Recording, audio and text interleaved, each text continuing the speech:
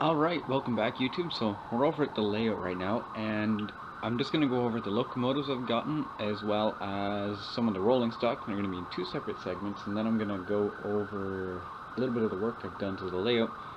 So starting off in front of you is I have the brand new Athearn Genesis ES44 AC with sound. So it is in fact my first sound engine, and I must say from Athearn I am very impressed with it. I absolutely love it. It runs good, it has very crisp sound.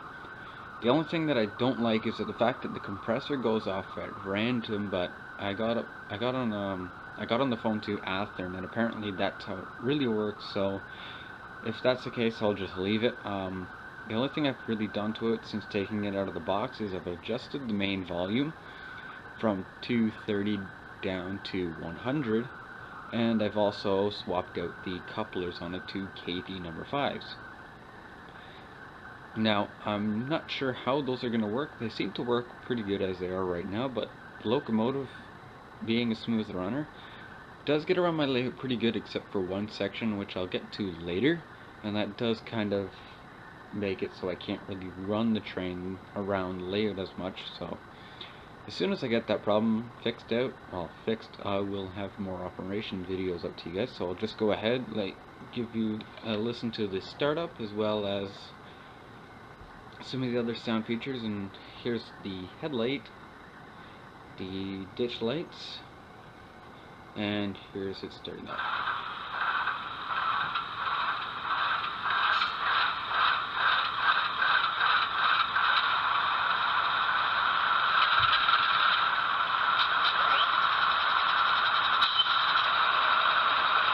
So yeah, like I said, there goes the random air compressor. Here's the short horn.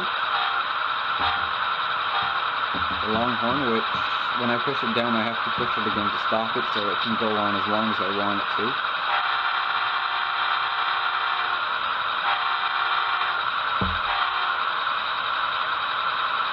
And here's the bell.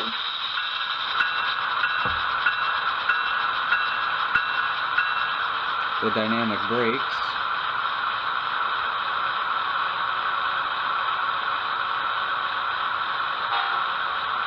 Clunky, as well as the air release. I'll go ahead and shut it down, and we'll go over some of the other new locomotives I've got, and then we'll get to the rolling stock.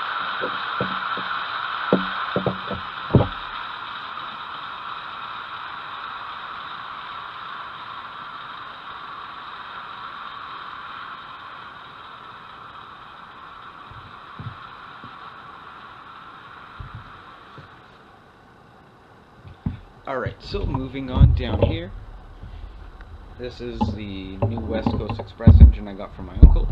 He is currently getting out of HO scale because he moved and his new place isn't big enough for HO scale anymore. And he gave me his West Coast Express engine as well as one of the cab cars, and I'll get to that in a bit. But here I have gone ahead and put a decoder into it. Here's the headlights.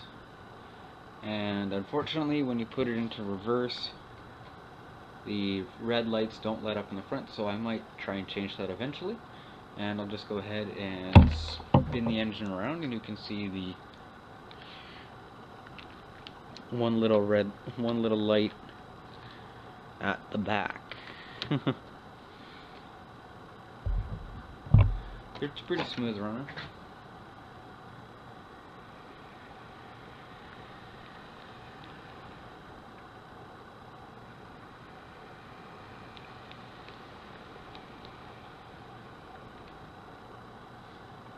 So yeah, it's actually a really nice engine, and it does get around the layout really nicely, so don't really have to worry about that.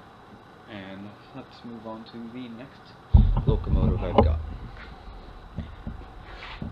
So I purchased this Atlas genset while I was out in British Columbia, and they were going out of business, so they were able to give me a good deal on it. I got it for $100. They usually go for about $115, $100 bit more, but I know some of you are thinking, oh, that's probably not that good, but that was the best deal I could get for the time frame I was going to be there.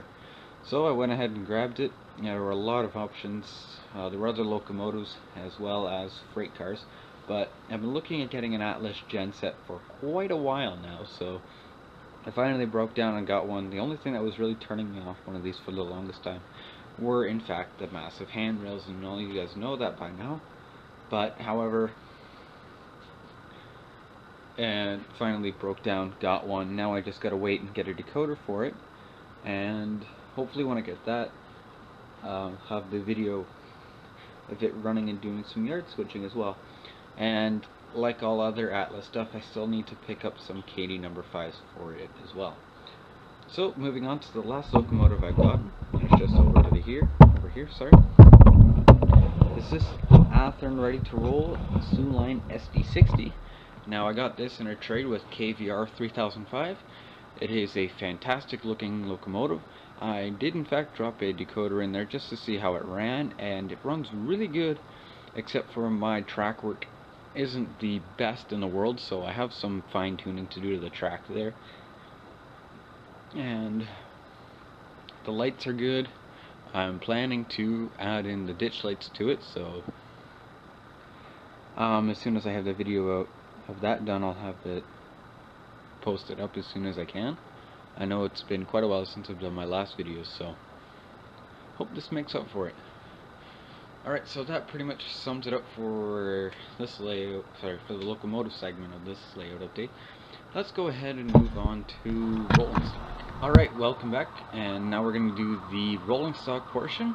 And first off, we're going to start off with this Potash of Saskatchewan hopper car. This is from Intermountain. It's the first one I've gotten of their newer run, and it is a fantastic looking car. Very, very well detailed. I was actually quite surprised to see that even the rolling stock came with KD couplers, and that just means a little less ones I have to buy. I picked this up at a hobby shop before I found out it was going out of business for about 30 bucks, and I've run it around quite a lot, and it runs very smoothly. And I'd have to say I'll definitely look at getting more Intermountain rail cars in the near future. I know they have some intermodal stuff as well as other grain cars, but we'll see how that goes in the near future. Alright, so moving on. Also, this Athearn ready to roll grain car, Trinity 3-bay hopper. This is the same one as the North Fork Southern one I have, and the only thing I really need to do with this is equip it with KD number 5s. It is a very smooth runner, very quiet, and very, very highly detailed, and most Athearn stuff is nowadays. And yeah, I'm definitely gonna hang on to this for a while, and this is from the trade as well with KVR 3005. Moving down, this is the West Coast Express passenger car Bombardier car from Athearn. This is the cab car, as you can tell from all the detail on the roof, as well as kind of the detail at the front of the car here. Now, this one doesn't quite run around the track so smoothly, just because of my track work, and once again, yeah, I'll get that in a bit. But anyway, moving on. This next item was also from the trade. This is an Atlas rail box car. It runs alright, it just needs a bit more weight to keep itself on the rails. But it's the first car I've gotten like this, and I'm going to try and give it a light weathering as well as a bit of graffiti. And hopefully that turns out really well. And also, this is another car I got from the trade. It was an AccuRail Trinity 3-bay hopper CP rail. And yeah, it's from AccuRail. It's got moderate detail, but it's got some interesting shelf couplers which make it difficult to disconnect. So I might swap those out for, of course, KD number 5s. And if some of you are wondering why I always go with KD number 5s, they're metal and it helps keep the train together better, as well as I don't have to worry about anything breaking on them. So, moving on, this is the last rolling stock item I got, and this is from the trade as well. It's a Procore tank car. Runs good. It's got some good weight, very, very good detail. I really like the car, and it goes very well with the rest of my tank car collection, which is only about 4 other tank cars. So, moving on, let's go ahead and just disconnect the camera here, and I'll get to the track problem I have currently. Is at this spot right here. as you might be able to see, it actually jumps out quite a bit. Now, with my BNSF SD70 ACE, it does get over this bump quite easily. However, the SD60, the ES44 AC tends to bottom out, as well as the Bombardier car. They don't really get around here the best, so I really got to rework this area. I'm going to try and get some door shims just to lift it up a little bit and see if that fixes the problem. But also, coming around down to this end of the layout, I had quite a number of pieces in here, but then I went out and bought this piece of Pico track and bent it into position, and it definitely makes for a nicer curve. And the locomotives do get over that quite a bit, but the SD60 again has some issues, but that's because my track work isn't really the best. So, and one other thing I recently figured out is that Atlas hasn't been making track, so coming across this kind of track is rather difficult, so I had to do a bit of searching for it. Luckily I know a hobby shop that stocks it, but not a lot of people go to, so if I have any more track I need to buy in the near future, I will definitely be going to them. But hopefully by then Atlas will be making their track again. So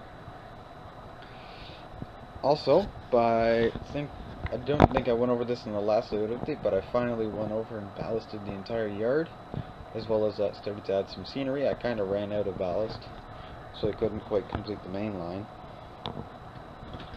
And also, I finally put some mud along here, and I got so far, and then I did the rest as paper mache. And hopefully I can get some more grass to do that soon, and as well as some other stuff. Get some trees and get that all done and have it looking nice, and then I can start looking at getting a cooling tower as soon as I clean this up as well and level it all off. But anyway, this might very well be the last layout update for quite a while now. Maybe December will be the next one, because I'm going off to college now, and I won't be living at home, so doing this will be rather difficult, next to impossible. So the only thing you might really see from me occasionally is rail fanning videos. I'm currently uploading a bunch of stuff to YouTube from my trip to BC with rail fanning with KVR 3005 and David. So definitely check that stuff out, and thanks for watching, guys. I hope you guys have enjoyed, and I do have an unboxing of the ES44 AC, and I'll get that out to you as soon as I can. Alright, thanks for watching.